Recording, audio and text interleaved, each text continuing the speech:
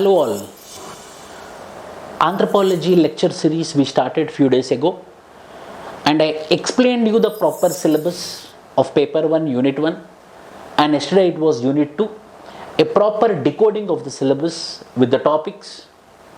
And today I reached unit number 3, and in this unit number 3 I will be explaining about the source also. I will be giving you the source also for this particular unit. So coming to the unit 3. Unit 3 is called as, according to the syllabus, it is called as economic organizations and popularly called as economic anthropology. So here we will be understanding how the economics are there in simple societies, how the economics are there in complex societies. Simple societies means tribes.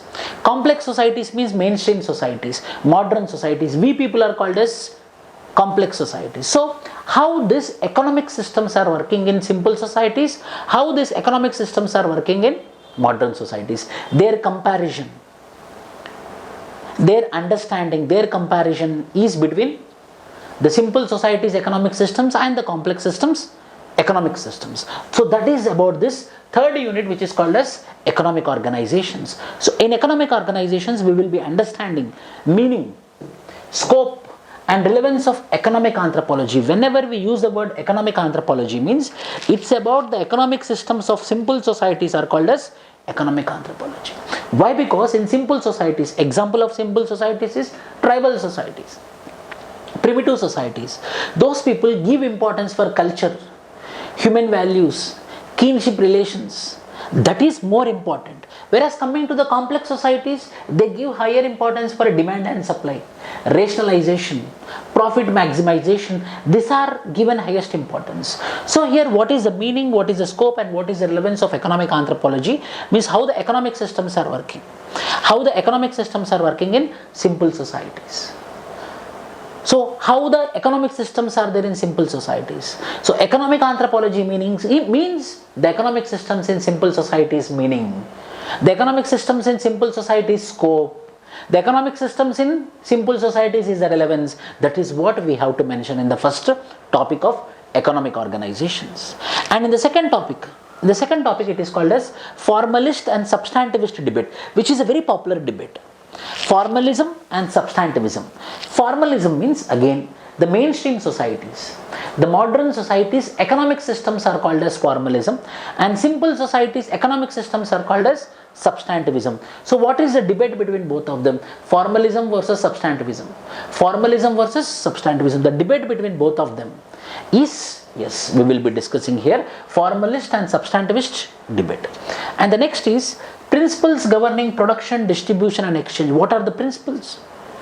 What are the principles? Mainly culture, human relations, values, kinship relations. Those are the principles which are driving the production, distribution and exchange. So examples of these are reciprocity, redistribution, market in communities, subsisting and hunting, gathering, fishing societies, swiddening means shifting cultivation, pastoralism, horticulture and agriculture societies. So in these societies, how the economic systems are there, how the reciprocity is there, how the redistribution is there, how the market systems are there in these simple societies like agriculture society, tribal agriculture society, hunting societies, shifting cultivation societies. So in this particular economic based simple societies, what type of economic models are running? With examples you have to prove. Like portland system, like collaring. These are some of the economic models in this simple societies. And the last topic of this particular economic organizations is globalization and indigenous economic systems.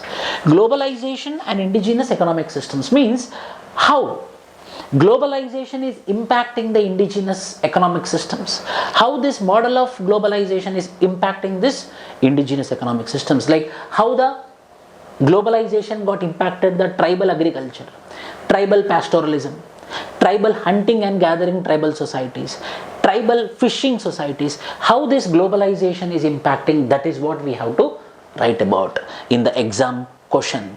So this is contemporary. In the contemporary societies, for example, Chinchus, they are famous for bamboo basket making.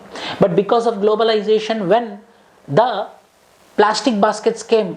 The bamboo baskets got replaced by the plastic baskets. Now Chenchus doesn't have livelihood. They used to earn money by selling the bamboo baskets, but now bamboo basket doesn't have market. Everyone is buying the plastic baskets, so they lost their livelihood. So how the globalization is impacting their livelihood?